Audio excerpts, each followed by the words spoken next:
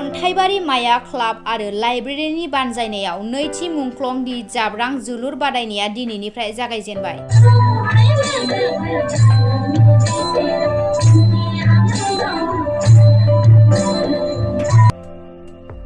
चिरां जिल्ला बेंटल हालामनि सिङाव थानाय अन्थाइबारि माया क्लाब आरो लाइब्रेरिनि बानजायनायाव दिनै गाजा गोमजायै नैथि खेब जोहोलाव मुंख्लं दि जाब्रां गोसोखां दि जोलुर बादायनाया दिनैनिफ्राय जागायजेनबाय।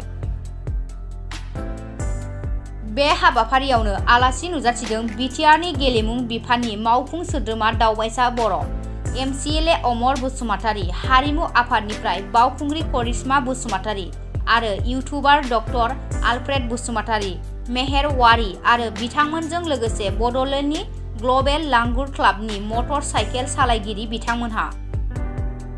मख'नो गोनांदि दिनैनि गिबि खेलाखौ गेलेदोंमोन खोरोमदाव क्लाब दालिगाव आरो जिबिएफसि गसाइगाव। बे खेलायाव खोरोमदाव जोलुर क्लाबा 1 आरो जिबि फुटबल क्लाबा 0। अदेबानि खोरोमदाव जोलुर क्लाबा 1 गलाव देरहासार जायो।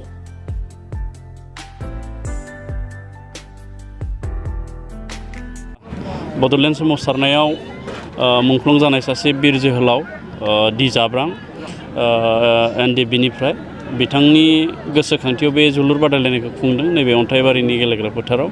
आं बिनि थाखाय बिथांमोननो रोजा रोजा साबायखर जासिदों आरो जोंनि बर' रायजो राजाफ्रा बेबायदि हारिनि थाखाय बावसोमनाय बिर जोहोलावजो बिथांमोनखौ जों बिदिनो सिबिनांगोन। बिथांमोननि जि हारिनि थाखाय बावसोमनानै गालांनाय बे बेसेनखौ जों अरायसम बेसेन होनांगोन आरो बिथांमोना दिन्थिना गालांनाय जि लामा बे लामाजों जों बयबो आवगायलांनांगोन। आं बेखौनो नैबे समाव बुङो आरो जोंनि जोलुर एबा जायखिजाया गेलेनाय बे गेलेनाय बिथिङा जोंनि बड'लेण्ड ओनसोलाव जौगाहोनो थाखाय माखासे स्कप दङ। जों बावैसो सिगां ISPL खुंबाय।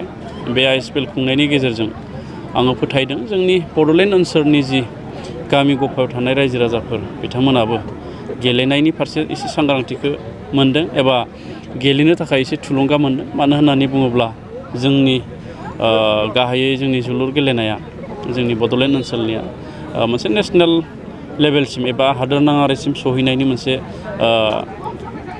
लामाखौ मोनबाय। मानो होननानै बुङोब्ला बड'लेण्डनि जि जोलुर टीम फुटबल टीम बेखौ उरिष्यायाव आइ लिगनि जि टुर्नामेन्ट जाबाय थादों बे टुर्नामेन्टआव मोनसे दिन्थिफुंनाय मेच गेलेनो थाखाय जोङो अलरेडि हांख्रायनायखौ मोनबाय। दा बे हिसाबै जोंनि गेलेगिरिफोरनि जि भबिष्यत एबा इयुन बियो बिसेसकै फुटबलाव दायो जोङो जिथु नुदों बियो गोजों होननानै आं सानो। अन्थाइबारि माया क्लाब एन्ड लाइब्रेरिजों लोगोसे मार्टियार दि जाब्रां मेम'रियेल फुटबल ट्रफिनि खुंफुं आफादनि जानानै बयनिसिमबो गोजोननाय जासिबाय, बयखौबो खुलुमबाय। जोंहा दिनै ग्रेन्ड अपेनिं सेरेमनि आरो बे ग्रेन्ड अपेनिं सेरेमनिया जानानै सोलिगासिनो दङ।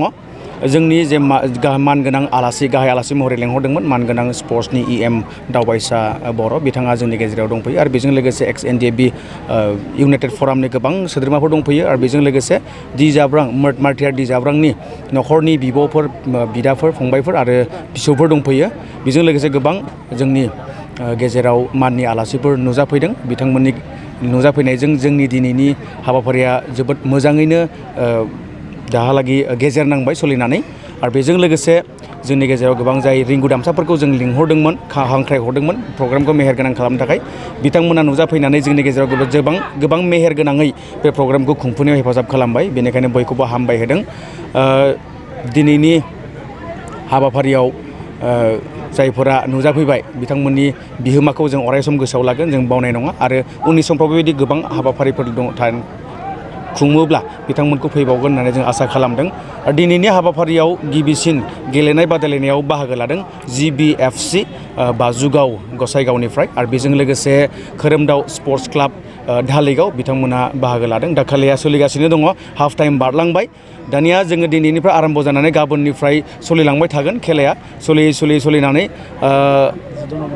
10 नभेम्बराव जोबथा जाहैगोन। फाइनाल खेला 10 नभेम्बराव जोबथा जाहैगोन आरो बे फाइनाल खेलनि देरहागिरिया 60,000 रां आरो जेननाया 30,000 रां ट्रफिजों लोगोसे मोनगोन। बेजों लोगोसे दङ बेस्ट प्लेयारनि मोनसे ट्रफि दङ, बेखौबो गथायनाय जागोन। बेजों लोगोसे 15 नभेम्बराव वमेन फुटबल कम्पिटिसन एक्जिबिसन बे दङ बे वमेन फुटबल कम्पिटिसनाव बाहागो लागोन माजबाद health club women football team आरो बेजों लोगोसे क'क्राझार साइ फुटबल टीम वमेन टीम बिथांमोना बे बादायलायनायाव बाहागो लागोन बेनिखायनो दोलै नोगोरै साफ्रोमबो स्पर्ट्सखौ मोजां मोनग्रा आरो जोलुर जोनाय बादायलायनायखौ मोजां मोनग्रा रायजो राजाफोरनिसिम खावलायहरनाय बयबो जेन बै 15 थारिखआव जानो गोनां वमेन फुटबल कम्पिटिसन आरो बे कम्पिटिसनाव नुजाफैनो थाखाय बयखौबो खावलायहरनाय जाबाय लोगोसे फाइनालावबो दोलै नोगोरै फैनानै बे हाबाफारिखौ जाफुंहोनो खावलायनाय जाबाय हामबायसै गोजोन्थों।